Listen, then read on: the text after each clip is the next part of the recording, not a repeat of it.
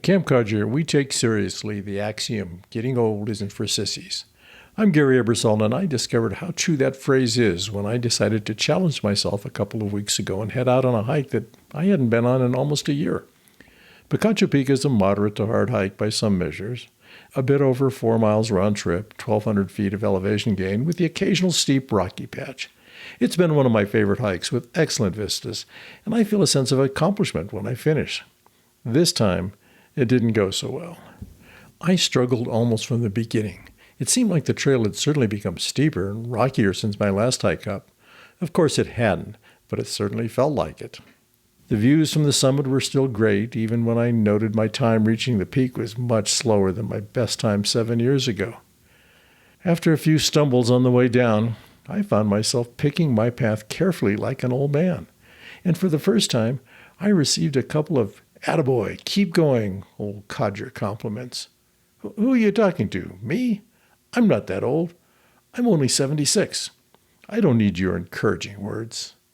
Anyway, I was feeling so tired and miserable, even decrepit when I got back to my car, that I declared that was my last time ever for this hike. Ever. But I couldn't let this thought go. Was this what I was facing for the rest of my life? Had my capabilities diminished so much that I needed to start living a smaller life?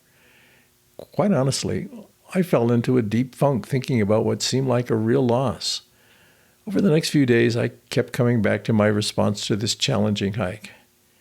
I finally realized I was not approaching this aspect of aging correctly. The hard reality is that I am getting older. With exercise, diet, and good friends to keep my mind active and engaged, I might be able to slow down the effects of aging. But there was no way I could recapture what I could do even 5 years ago.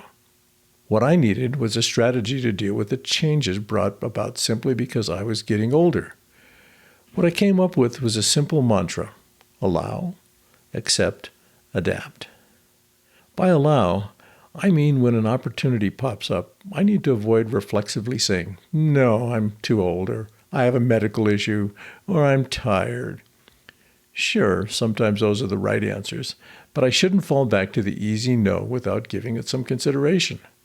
It may be something simple, even trivial, such as my hike up Picacho Peak, or it could be a great travel adventure that may seem overwhelming at first.